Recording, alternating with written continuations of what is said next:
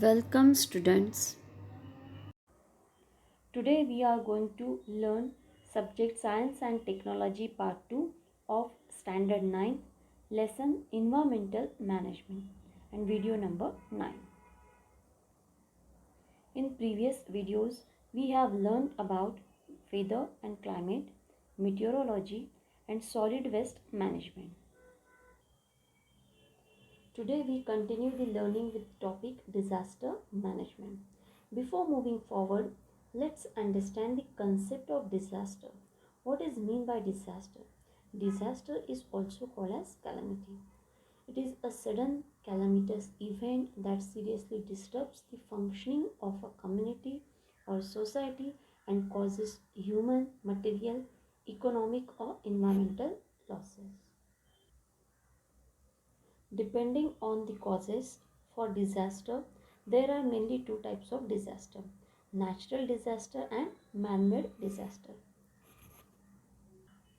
In occurring natural disaster, nature is playing important role. Examples of natural disaster are thunderbolts, which is also called as lightning in the sky, floods, forest fire, volcanic eruption, earthquake, cyclones, etc. As you can see in the picture below. While man-made disasters are caused mainly due to human activities. Examples of man-made disaster are bomb blast, accidents, chemical leakage from industries, stampedes in gathering, as you can see in the picture below. When any disaster occur, either natural or man-made, the people at the site of disaster mostly get affected. It causes death of many people simultaneously. Some may get injured. The injured people need immediate medical help, and that is provided in the form of first aid.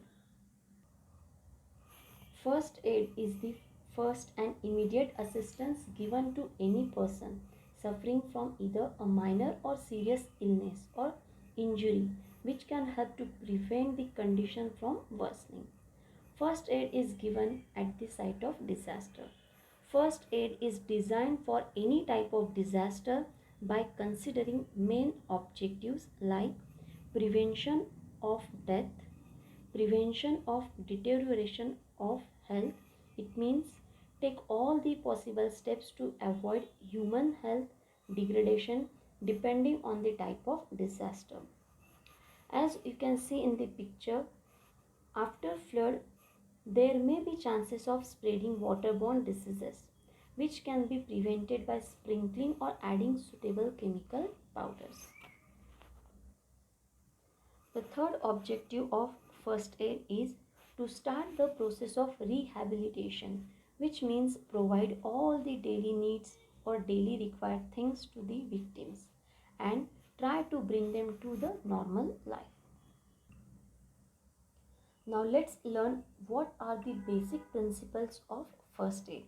It mainly includes A, B, C.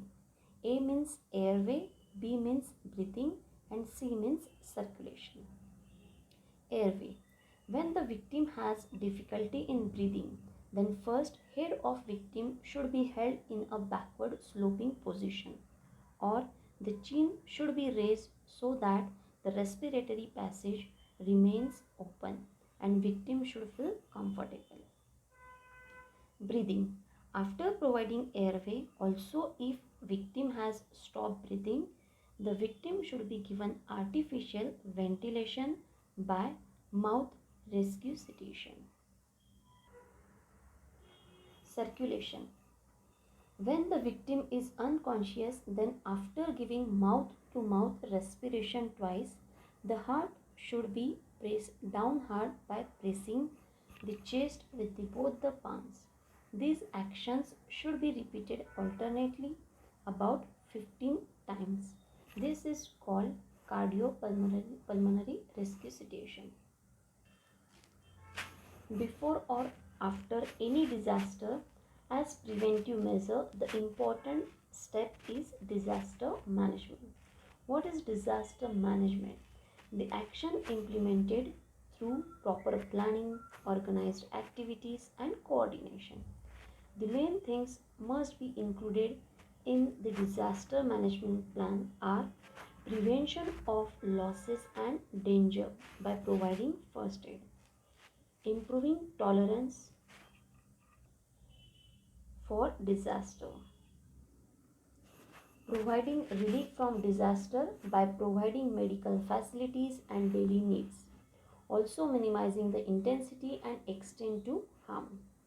Preparation to face the disaster means keep all the possible preparations ready to prevent more damage. Immediate action in the disaster situation should be taken, like transport of victims, provide emergency measures, assessment of damages and intensity of the disaster, so proper post disaster action can be taken. Arranging for rescue work and help to reduce damage. Rehabilitation and rebuilding of habitat should be done, which can help to start normal life. RISE is a remedy for injured person. R means rest the injured person and allow victim to sit in a relaxed position. I means apply an ice pack to the injured part for 20 minutes at a time and repeat it 4 to 8 times per day. C means compression. After the ice pack treatment, the injured part should be massaged gently, which can help to reduce swelling. E means elevate.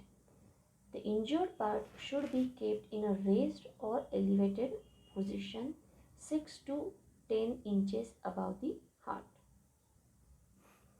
Now we'll learn about different ways to transport victims or patients. There are different ways to transport victims as shown in the picture. The first method is cradle method, which is useful for transporting children and underweight victims. Second method, carrying piggyback. It is useful for carrying patients who are unconscious. Third method, human crutch method. It is useful to transport victim whose leg is injured by taking support from other with minimum load. Fourth method, pulling or lifting method. It is useful to carry unconscious patient through a short distance. Fifth method, carrying on four-hand chair. This method is useful when support is needed for the part below the vest. Sixth method, carrying on two-hand chair. This method is useful for carrying the patient who cannot use their hands but can hold their body upright. Also, a temporary stretcher can be made using bamboo and blanket, which is helpful for transporting victims. Along with this, always other emergency measures are also used as a rescue operation. In flooded area, boats can be used by civil administration to carry the victims to safer places. Rather than boats, wooden boards, bamboo floats, air-filled rubber tube made from a tire can be used to rescue the stuck people as shown in the following pictures. Thank you.